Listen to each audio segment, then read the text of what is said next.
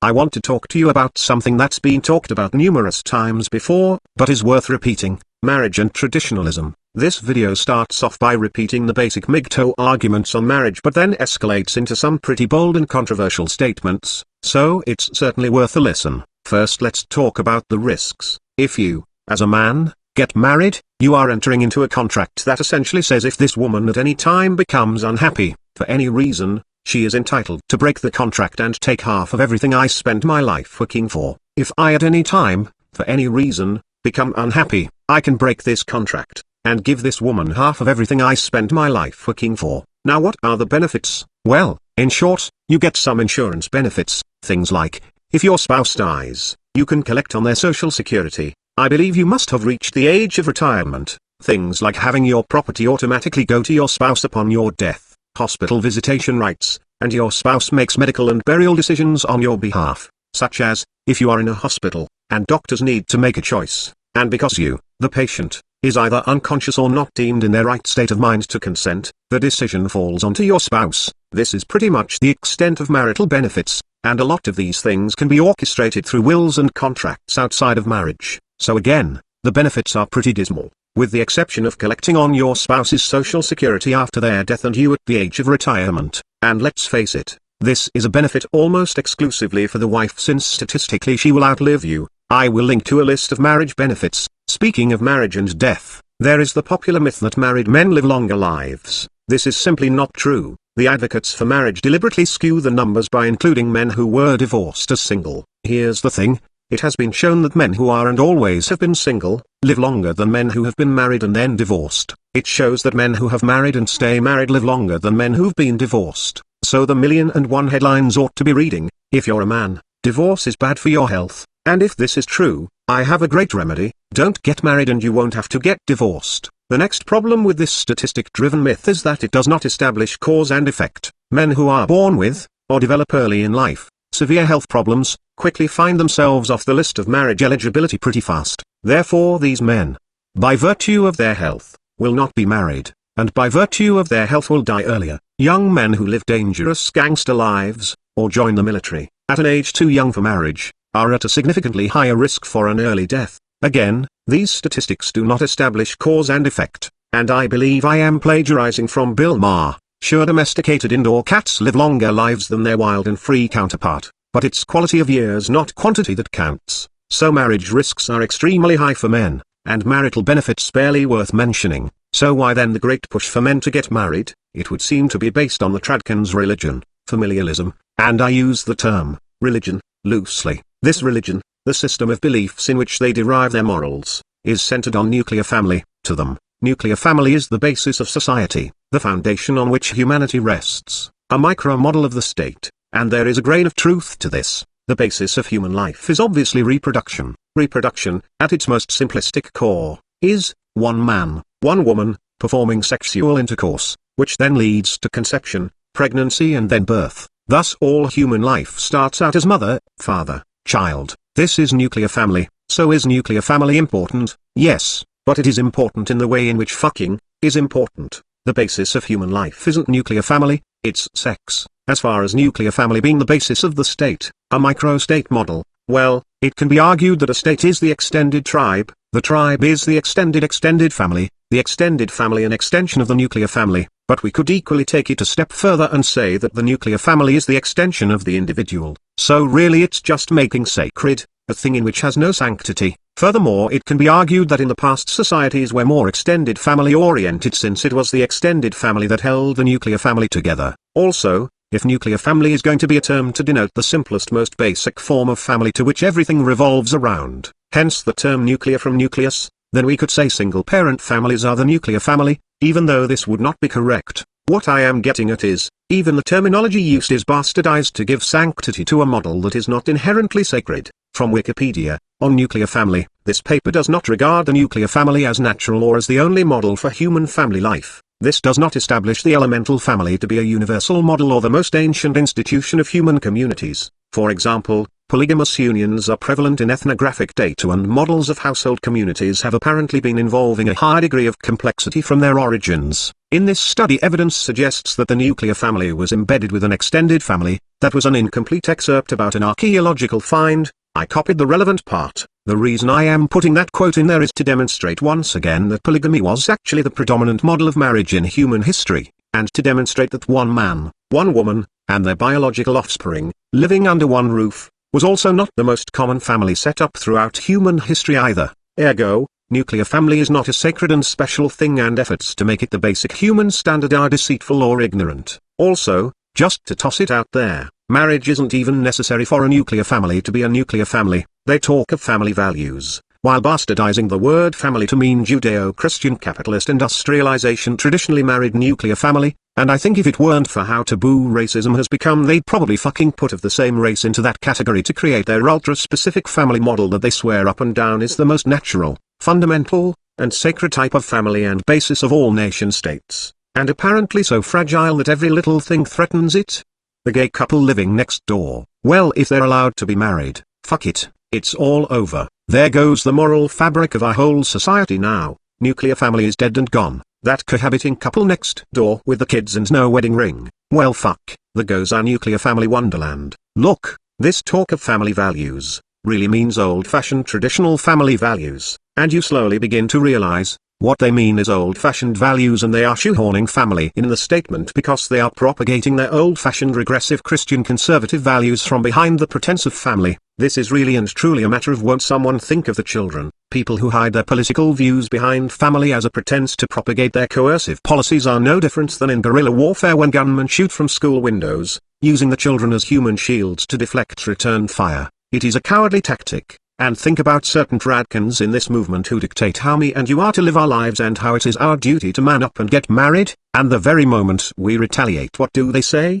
They say you're anti-family. Tell me, how the fuck is that different than attacking people yet hiding behind children in an effort to evade return fire? Well, the guns actually, but firing off a gun, firing off at the mouth, and hiding behind children to avoid return fire, be it words or bullets, is rooted in the same cowardice. Let us look at the term family values. Or more accurately, the values found within the conservative jargon word family values. From Wikipedia, we have these: promotion of traditional marriage and opposition to sex outside of marriage, support for a traditional role for women in the family, opposition to same-sex marriage, support for complementarianism, opposition to legalized induced abortion, support for abstinence education, support for policies said to protect children from obscenity and exploitation. And so this is more or less what conservative Republicans mean when they spit out the words family values. Family values is often synonymous with Christian family values. The article on Wiki will verify that, and we know that the conservatives, Republicans, are the right wing, and the right wing is often referred to as the religious right. I have to confess, I actually had to look up the word complementarianism. It basically means a theological view held by some in Judaism, Christianity, and Islam, that men and women have different but complementary roles and responsibilities in marriage, family life, religious leadership, and elsewhere. Something I find interesting is that the article says, in regards to family values, support for policies said to protect children from obscenity and exploitation, when Engels, who is basically the co-founder of Marxist theory, actually wrote about the nuclear family, and mentioned the capitalist usage of child labor, the exploitation of children in the labor division of the family. So it's just really interesting to hear that one of the strong points of Christian conservative capitalist right-wing family values is the protection of children from exploitation, a viewpoint held by communist co-founder Friedrich Engels. So if I can be called a Marxist for my discouraging of marriage,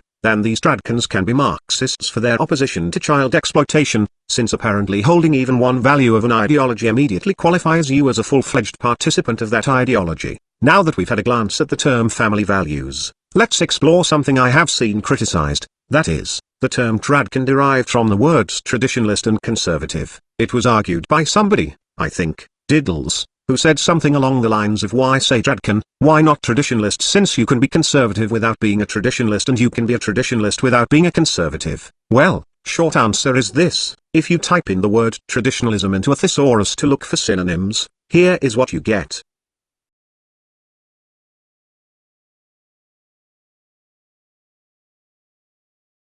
So there you have it. The conservative, the traditionalist, pretty much the same thing. The word you choose to use is dependent on the context, but they're synonyms, and the reason to stick them together rather than choosing one or the other, is due to the nature of our movement.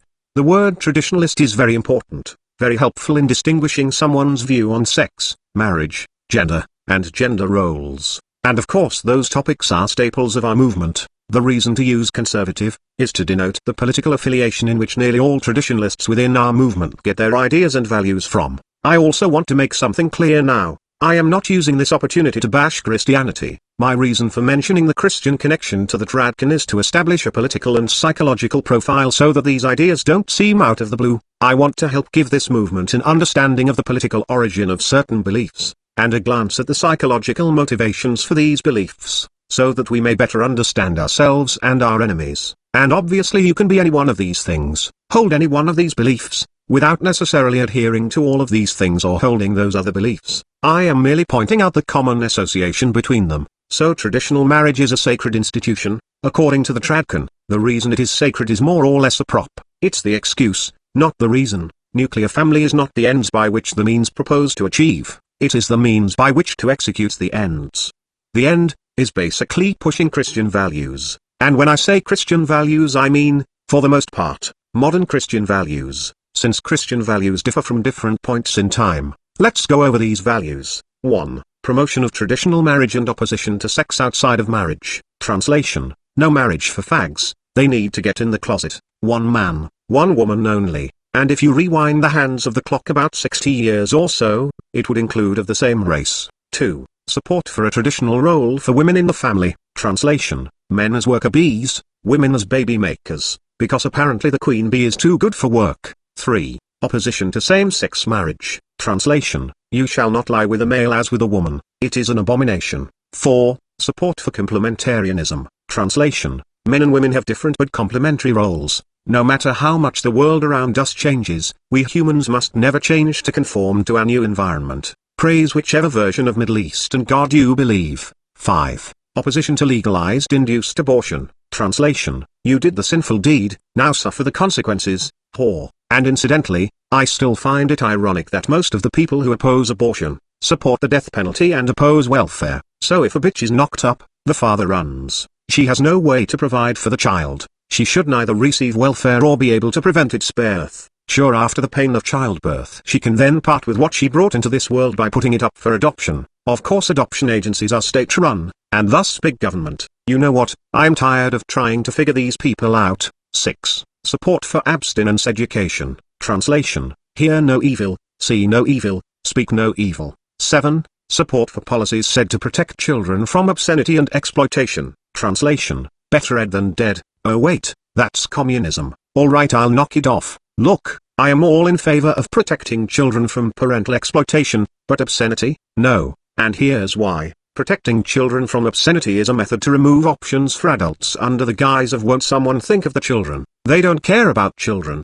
they merely use them as an excuse to take away other people's rights. Conservatives have always hid their tyrannical agenda behind the Bible, patriotism, and children. I guess their catchphrase ought to be for God and country, won't someone think of the children. Now do as I command. Family values is also anti-drug, anti-porn, and anti-birth control. Aside from drugs and child exploitation, which I am assuming refers to child labor, most of this shit really translates to Bible-based morals, namely the guilting of the human sex drive. Seeing sex as the ultimate evil, yet recognizing it is essential for offspring, thus making an exception for sex strictly in the name of procreation, and deeming any type of sex for pleasure as wicked, immoral, sinful, etc. This is why they're anti-porn, because pornography doesn't lead to procreation, it's done for sexual pleasure, and sex is not to be enjoyed. Homosexuality does not lead to procreation, thus it is being done for fun. Birth control, condoms, abortion, these are all things that implied you wanted to fuck for pleasure, not procreation, and sex is strictly for procreation, and must never be enjoyed. Marriage, in the eyes of the Lord, then you have the church's green light to do the incredibly disgusting act that leads to offspring, but only for the purpose of offspring. Again, this nuclear family values shit, is just a Judeo-Christian right-wing conservative traditionalist fear of sex and fear of change. Marriage with its government contract and its massive divorce court, is a complete sham, and men still enter into this contract because his culture demands it, And any culture that demands men place themselves in jeopardy for the benefit of women, is a gynocentric culture. They have delusions like just ending welfare or no-fault divorce, and that'll force women into a submissive role of compliance. It won't, but they don't seem to understand that. Their view of women is that they are naturally submissive and docile creatures who respect and obey their husbands and his authority, and this is the way it always was until communists tricked the innocent little darlings into competing with men. And that's a rather interesting expression I hear from the tradcans, is that feminism encourages women to compete against men. But what does that even truly mean? How are women competing against men? They are competing in what avenue of life? And what are they competing for? The only thing I can possibly imagine is they are competing for jobs. Look, anything to pry their fat asses off the couch and away from the Oprah Winfrey Show, is good as far as I am concerned. Housewives sitting at home reading women's magazines, gossiping on the phone with other housewives, watching their talk shows and TV dramas, flirting with men online, and buying new clothes and manicures on their husband's credit card while the husband is slaving his life away like a schmuck, and the kids are at public school all day. This is seriously what the tradcans think is better than a woman getting off her ass and helping you pay the bills and buying her spa treatment, salon, makeup, and 50 pairs of shoes, with her own damn money. Marriage, it's a complete scam. At least it's a scam in this day and age. Marriage has changed throughout time and culture. It has become an abomination of what it once was, and so long as husbands are acquiring and hoarding wealth, marriage will continue to be a property negotiation that the provider will part with his provisions to the dependent upon divorce. Once upon a time, divorce didn't mean a man losing his life savings. Picture the Native Americans pre-colonial era. If they got a divorce, it basically meant the husband or wife left the teepee and took a goatskin blanket and a loincloth with them. There wasn't a whole lot of property to be divvied up in a divorce, and no one had a corporate income. Therefore there was really no need for a divorce court. But as society became increasingly complex and increasingly wealthy, things got complicated. I declare that marriage is no longer a communal gesture, or a pointless religious ritual to please your God and your church. It is an unnecessary government-enforced contract which comes down to who owes what property to who, with men being the predominant property earners, thus are the ones expected to hand over property to the ex-wife, especially in a system that favors women. And that's the next point I want to make. Many men believe the system is against them, and for the most part it is. They believe the system favors women, and for the most part it does. But the system favors women because our culture is gynocentric and thus favors women. Men favor women, women favor women. Too many men in our movement see the system, or government, as a tool that women use against men, and believe the remedy is just to fight against government. And while as a rule of thumb, smaller government is better, and less government intrusion into our lives is better, let's not blame the instrument, government, for the wicked deeds of women. An abusive mother may use a belt to blister her child's ass.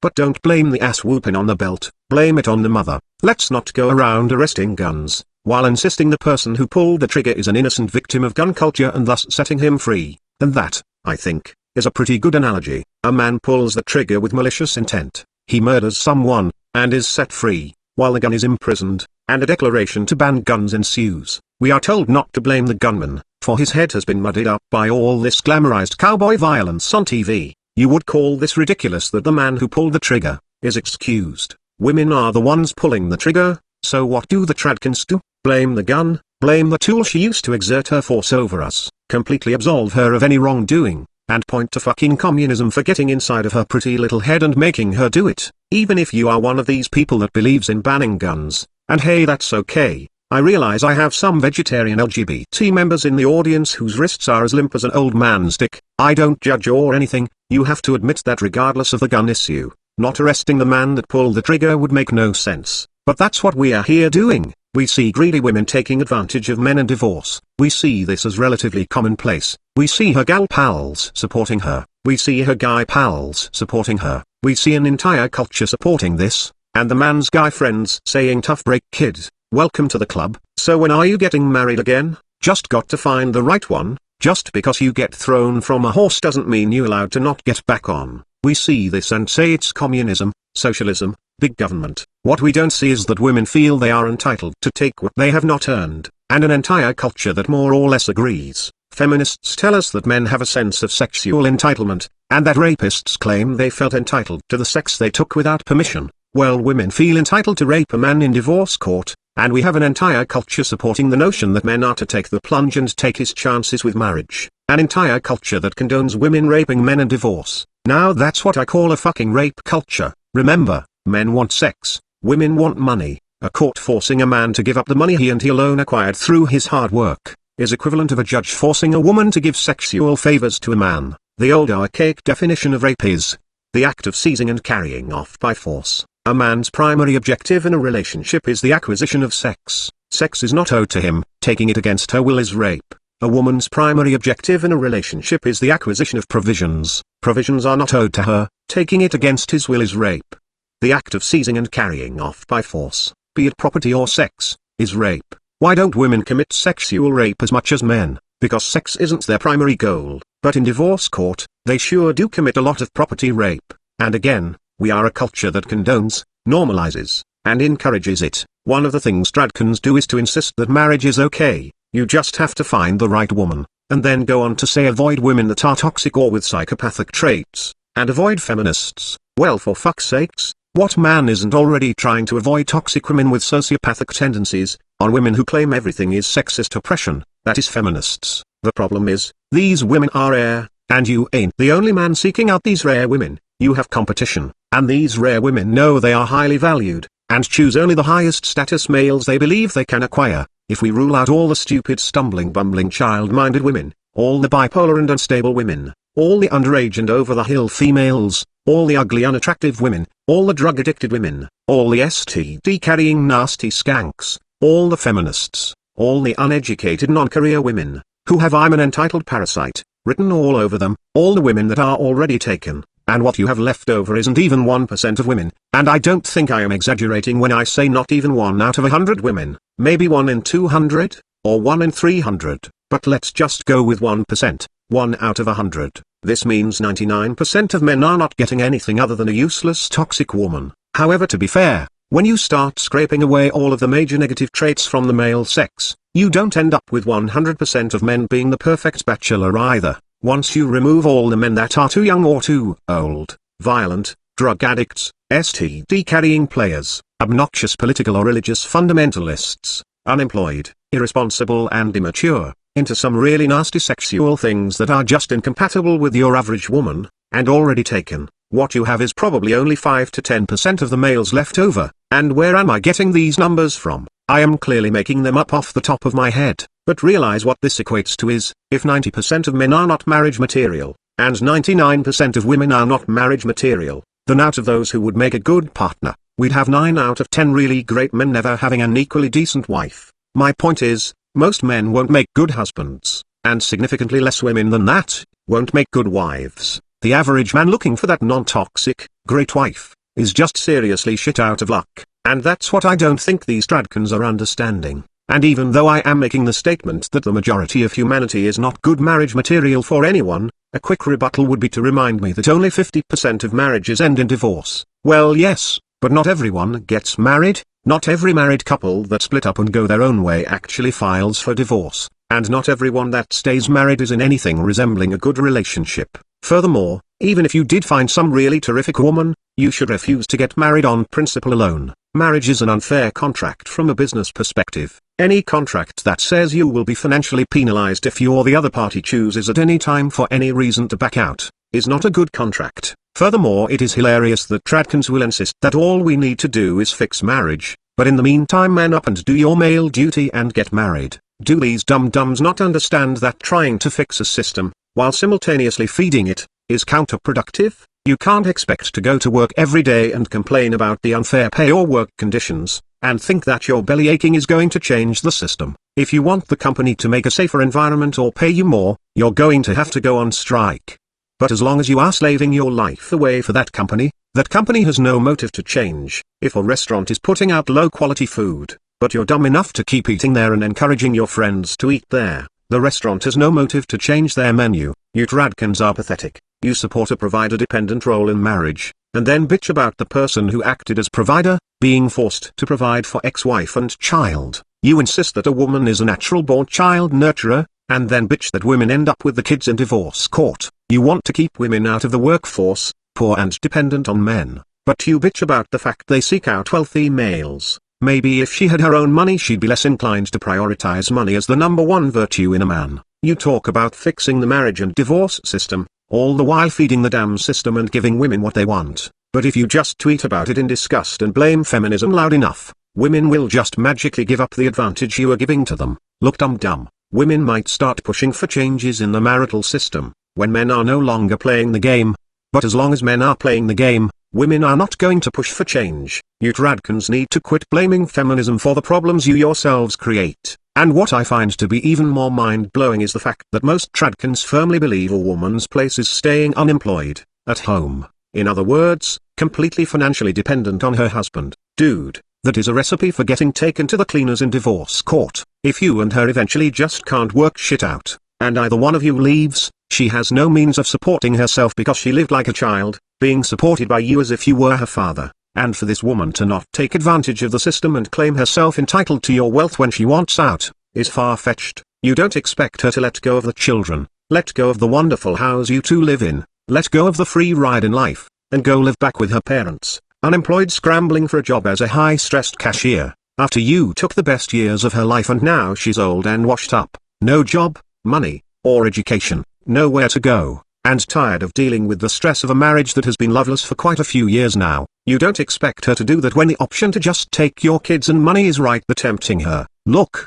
a woman doesn't even have to be toxic, evil, sociopathic etc., to find herself in that situation, and decide to take you to the cleaners. All that needs to happen is for her to be fed up with the relationship, and to be flat broken need your money, to get herself convinced she is entitled to your money. If you're going to marry a woman, make sure she makes as much money as you. That way if you two divorce, she doesn't have to take you to the cleaners for survival. If poverty and desperation aren't twisting her arm, she might actually have mercy on you. However, that says nothing about the divorce industry itself, which can often bankrupt either you, her, or both of you, regardless of your wishes. I find it hard to believe that this fact escapes the tradcans, that regardless of how nice and non-toxic a woman is, the courts themselves want money, and someone is going to have to pay. And the courts often find ways of draining resources in an otherwise simple and closed case, including applying all sorts of tricks and tactics to pit you two against each other. Courts don't want clean respectable divorces of two equals.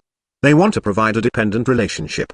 They want two opponents willing to sell the farm to fuck over the other for survival, and courts have ways of encouraging this, so the woman doesn't even need to be toxic for marriage to be a high risk. But again, on screening out toxic women, need I remind those in the audience who lack a strong sense of self-reflection, that when you fall in love with a person, your ability to judge them rationally is compromised. You are not able to fully assess that person when you are intoxicated by love. In the same way you know better than to sign contracts when you're so drunk you can't walk straight, you should know that you have no more sobriety of mind to assess a person's character when you are so head over heels in love your mind is playing tricks on you and having you convinced this person is an angel on earth. Another problem with screening out toxic women is that women who are being courted, are on their best behavior, hiding their toxic nature. Sure, the really narcissistic or bipolar women who can't keep their shit together long enough to pull the wool over your eyes, might give themselves away, but the more disciplined women can put on the innocent angel act for years until she gets you to lock yourself in a contract with her, where all your shit belongs to her the moment you no longer please her. Once you've signed that contract, she is free to be herself and drop the act. And this isn't even a statement on the wicked nature of women, even men do this. Think about it, a guy goes out on a date and acts like a perfect gentleman, exaggerating and highlighting his positive attributes, hiding and downplaying his negative qualities, and pretending to be the slightest bit interested in her on a personal level, when all he wants is to get his dick wet. We know this is how guys are, women know this is how guys are. He pays for dinner and a movie, this is a financial investment that he hopes will pay off in sex. Both the man and the woman get that this is really just a sophisticated prostitution arrangement. It's a very classy upscale version of prostitution. We understand the act men are putting on.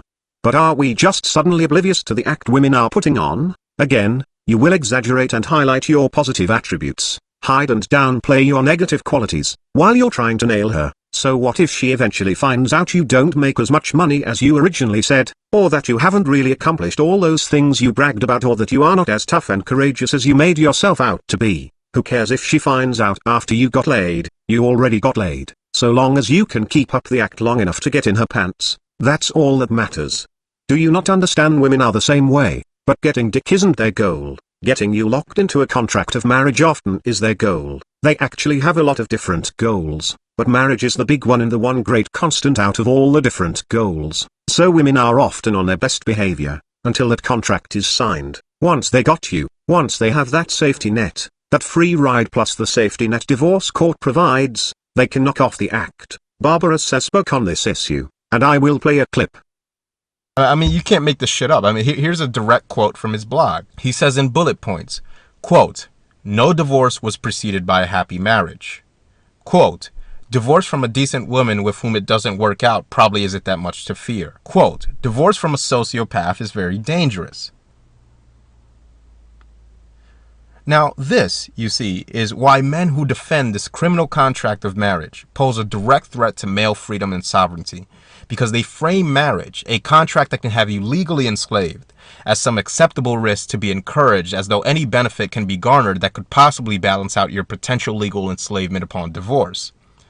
And to say that no divorce was preceded by a happy marriage just displays a downright egregious, willful ignorance of the facts at hand. Are you aware, Critical G, that human attraction consists of an intense initial phase of courtship where both men and women, but men in particular, are prone towards overlooking massive red flags that would indicate problems down the road if they sign into a legal binding contract before this courtship phase abates? Are you aware that consequences for letting that courtship phase cloud your judgment are only leveraged against men inside a marriage contract? Are you aware that women are on their best behavior during this courtship phase? Are you aware that when you state that one need only differentiate between decent women and sociopaths, that sociopaths, by virtue of their need to not be exposed as such, are extremely adept at concealing their sociopathic nature? Are you aware that serial killers like Ted Bundy depended on the very ability to camouflage as one of these decents, as you call them, and lured women after women to their demise by appearing normal and non-threatening and not like the sociopath he was? You see, no, you'd rather men roll the dice and enter into these criminal contracts and just, what? What, Critical G? Let their gut feelings discern the art of sociopath dowsing for them? Tell you what, Critical G, you go get married. You go enter into a criminal contract that allows for your destruction based on a woman's whims. And if you find yourself on the wrong end of a family court judge's desk, tell him that you screened her through your little sociopath test. And let us know if you get to avoid alimony and child support because your armchair psychology turned out to be wrong.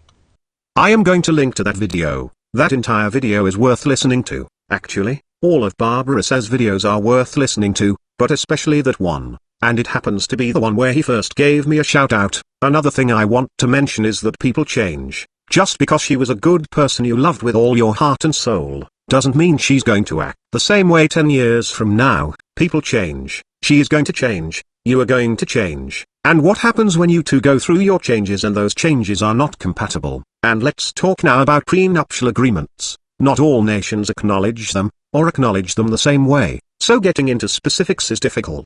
Even in America, different states have different rules. After doing some studying, the short story is this: a prenup is typically only as valid as the woman chooses not to contest it. A prenup is still a good idea as it can settle things in a divorce faster, making the procedure quicker and thus cheaper.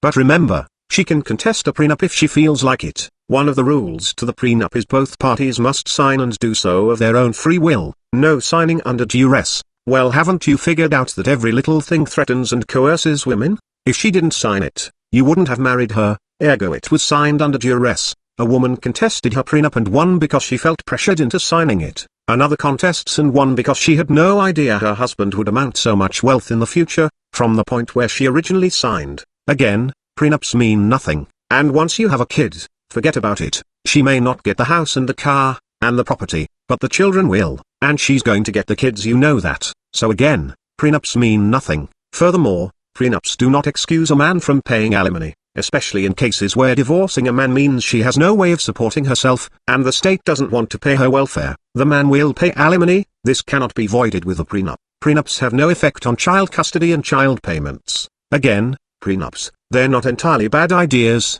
but this does nothing at all to protect a man in divorce. Something else I want to shoehorn in: can you be married and be MGTOW? Well, I obviously don't speak for the entire MGTOW philosophy, but speaking from my own personal opinion, no, there has to be a line drawn. We say MGTOW can be whatever you want it to be. Well, that's just bullshit. If MGTOW can be anything and everything, then it is effectively nothing. There has to be limits on it. And I also discourage us from drawing up a list of the do's and don'ts of MGTOW. It is important that this philosophy remain a simple and subjective concept that doesn't become some strict inflexible ideology. So I don't think we need to establish a law book, or as Ravishing Rickrod stated, we can't go around telling each other you're not MGTOW unless you do this, that and the other thing, and you're totally not MGTOW if you put salad dressing on your pizza. But nonetheless, there has to be certain limits to what it is. If it is to mean anything other than a group of MRAs hanging out on the internet under a group title, I think the one hard limit most of us can agree to is that getting married is not a MGTOW thing to do. But then this brings up the question that can a person be a part of a religion,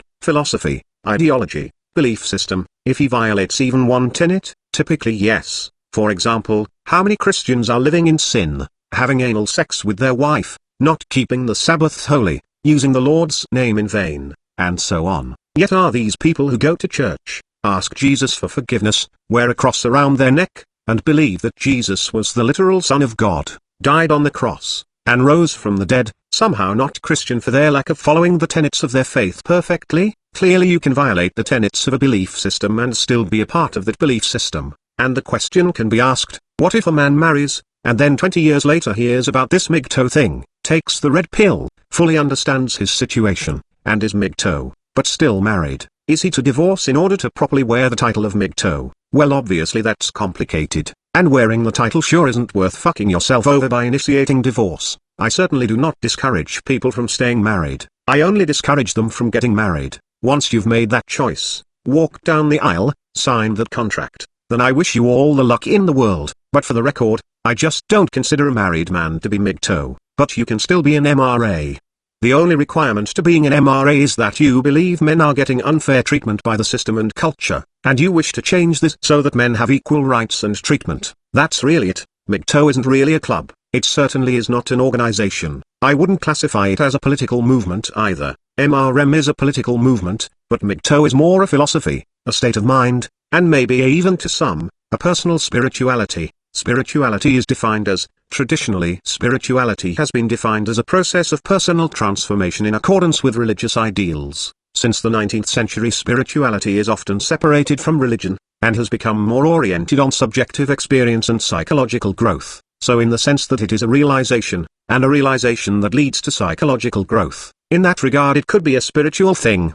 But it is not a religion. So, again, can you be married and MGTOW, under the right circumstances? I suppose, but offhand, I am not going to consider married men to be MGTOW, and don't be surprised when you announce you are married, and declare yourself MGTOW, and get met with rejection from a MGTOW audience, rejection of you wearing the label. But you certainly cannot be a pro-marriage MGTOW. To advocate men getting married, is anti-male, it is gynocentric. You are asking men to take chances and make personal sacrifices, namely the risk, for the benefit of women. This is gynocentric. MGTOW may not literally be the opposite of gynocentric, but it's pretty damn close to being its opposite. Can you be married and be an MRA? Yes. Can you advocate marriage and be an MRA? I really don't think you can. For you to want to get married, take the plunge and be married, while advocating for the equal rights and treatment of men, is one thing. To advocate other men to also take the plunge, take that risk, is not a very pro-male thing to do, and would for the most part conflict with the basic goal of the MRM.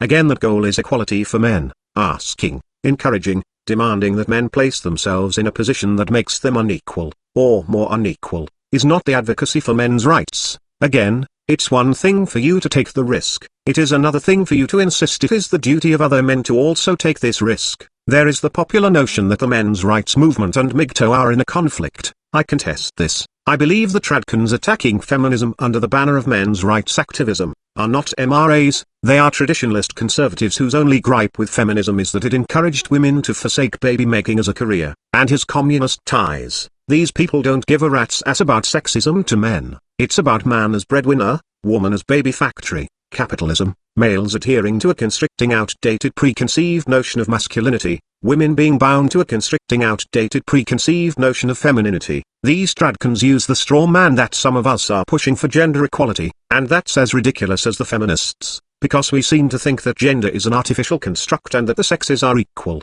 as in physical and mental ability and tendency. This is a straw man. Fighting for equality does not mean proposing that men and women are the same thing. suggesting that men be free to choose the path in life they are comfortable with, and not to allow gender-based shaming language to coerce them into making decisions to keep their man card is not the same thing as claiming gender is a social construct, nor is it an attack on masculinity, nor is stating that some notions of masculinity are in fact culturally reinforced constructs, the same thing as saying all aspects of masculinity is a social construct, expecting women to turn off the goddamn Oprah Winfrey show and contribute something to the family outside of channel surfing. Ergo, getting a job is not saying men and women are perfectly interchangeable. It's a straw man, a gross exaggeration of what we talk about. Let me address the tradcans directly here. You don't care about men and you routinely throw men under the bus. I have witnessed tradcans call MGTOW psychopaths, scum, and cowards who are running away from their responsibility to get married. You assholes throw men under the bus. You use gender-based shaming language to tell men to man up,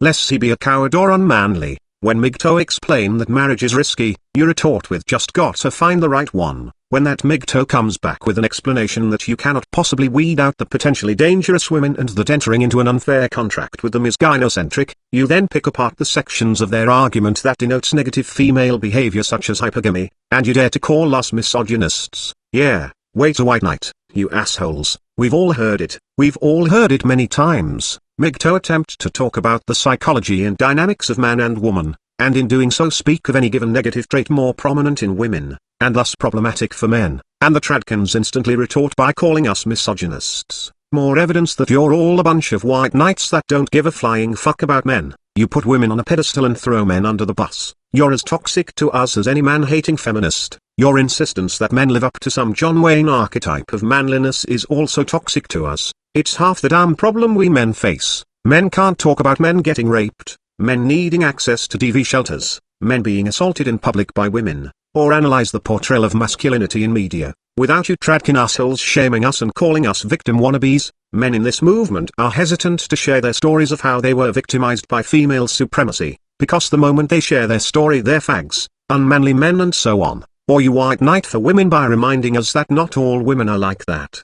Men's rights activists aren't even allowed to talk about possible distant future plans of pressuring the government to pander to us without you frantic fucktards having a panic attack that we're negotiating with government just like feminists, and big ol' government gonna get us, and we're all a bunch of commies. I swear, this movement can't get off the ground, it can't budge an inch because the tradcans wearing MRA hats are stifling us at every turn. We can't talk about ways in which we as men are disadvantaged without you calling us weak, unmanly, or accusing us of wanting to be victims, and we're sounding just like the feminists. We can't push for even one change without being government-loving communists every bit as bad as the feminists. We live in a world where a few months ago a boy, I believe only in middle school, was being bullied by his fellow students because he had a My Little Pony book bag. His mother complained about the bullying to the principal. The principal told their mother he shouldn't come to school with that book bag. You know the reverse would never have taken place if a middle school girl was being harassed and bullied because she had a Transformers book bag and wasn't conforming to her gender role. Another male student was suspended and told he was not allowed to come back to school so long as he brought his purse.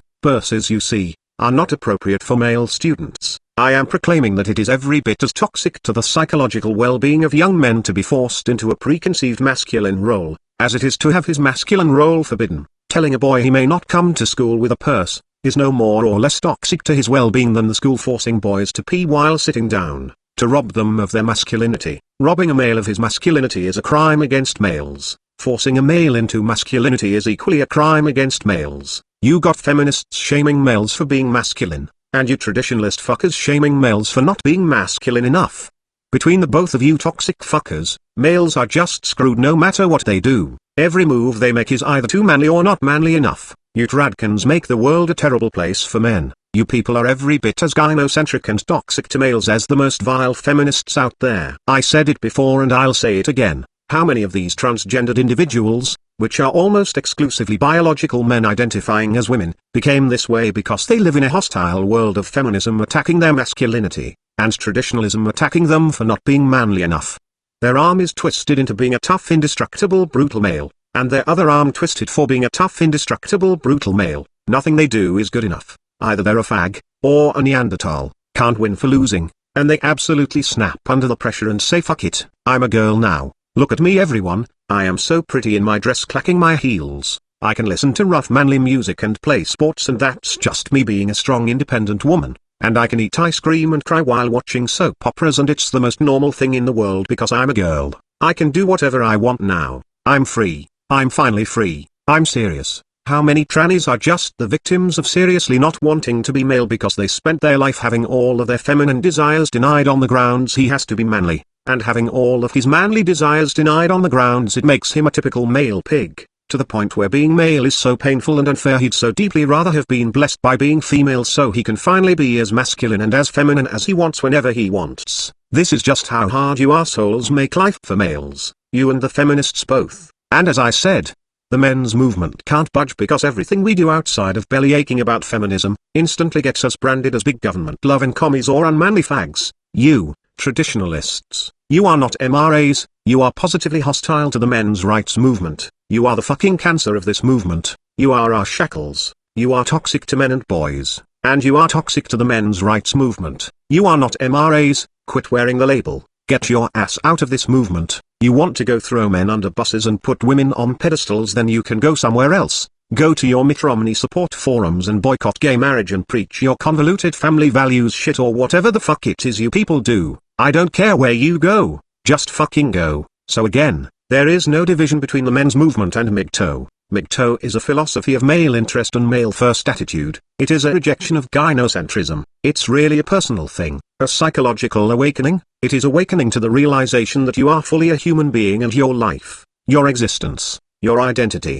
is not the provider and protector of female interest, and the meaning of your life is not the attainment of female approval. Neither the worth of you or your fellow man shall be measured by the stature stick of women's approval or their mating criteria. The men's rights movement is a political movement for the cultural and political change for the equality of men. There is absolutely nothing conflicting about these two things. It is merely the traditionalist conservatives who have entered into the MRM with the common interest of disliking feminism, but these two entities oppose feminism for radically different reasons, and we must no longer accept tradcans as allies to our cause. So let's recap what we've gone over. Finding a decent woman is extremely difficult and is akin to playing the lottery hoping to win. Prenups will not save your ass. If the man is the breadwinner, it is pretty much a guarantee that he will be taken to the cleaners in a divorce. The system favors women because society favors women. Shrinking government, while not necessarily a bad idea, won't fix the real problem. Gynocentrism. You wouldn't marry someone you're not in love with, and when you're in love you are not in the proper state of mind to properly and accurately assess a person's character.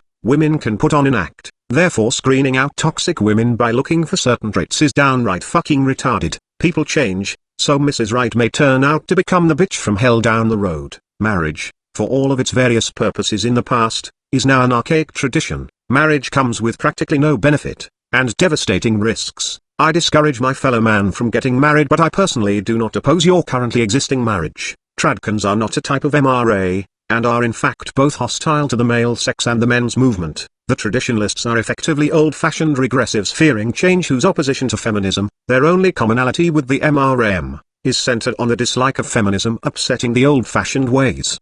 The fair treatment and well-being of the male sex isn't on their agenda. Other traditionalists are just from the smaller government right-wing sector whose only opposition to feminism is its community ties and its negotiation with government. And they will turn on the men's movement the moment we get out of line with their small government agenda in any way. MGTOW and the MRM are not actually split, and have no conflicting goals. Both the coercion to be locked into masculinity and the shaming of being masculine, are equally harmful to the psychological well-being of males. Dave Mustaine is a better guitarist than Kirk Hammett. No wait. That wasn't covered in this video, but I'm out of time, so see ya.